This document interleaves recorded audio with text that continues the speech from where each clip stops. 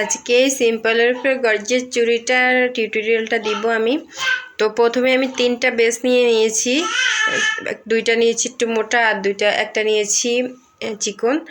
তো মোটা চুড়ির চারিদিকে আমি গ্লু লাগিয়ে নিয়েছি আগেই, তারপরে মিররগুলো সারিবদ্ধভাবে আমি সেট করে নিব। এই শেপটাকে কি বলে আমি জানি না, তো এটা আমার কাছে ছিল অনেক দিন ধরে।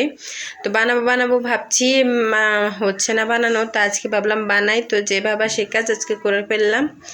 তো আমি জাস্ট সারিবদ্ধভাবে লাগিয়ে দিয়েছি, আর কোনো কিছু চিন্তা করিনি, যেটা মাথায় আসছিল সেটাই করলাম। তো আমার একটু ডাউট ছিল যে মিরর দিয়ে কেমন হয়, কুন্দনের চুড়িগুলো তো অনেক সুন্দর হয়, তো মিররটা কীরকম হয় আমার কোনো ধারণা ছিল না, আমি আশেপাশে কারো হাতে দেখিও নি।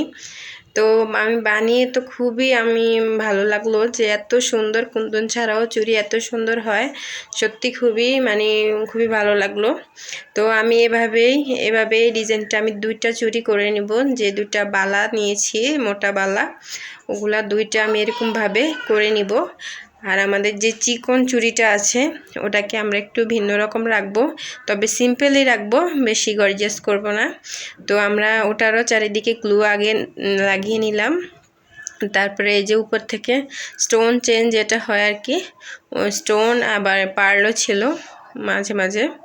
তো স্টোন চেনটা আমি পুরো দিকটায় লাগিয়ে নিলাম এই যেভাবে। এটার এই স্টোন চেনটা যে চুড়িতে লাগানো হয় ওই চুড়িটার লুকটা পুরোপুরি চেঞ্জ করে দেয়, এত সুন্দর একটা লুক আসে। তো আমি জাস্ট এভাবে লাগিয়ে দিলাম, আমি একটাই লাগাবো যেহেতু চুড়িটা চিকন, যদি একটু মোটা হতো তাহলে 2 লেয়ারও দেওয়া যেত।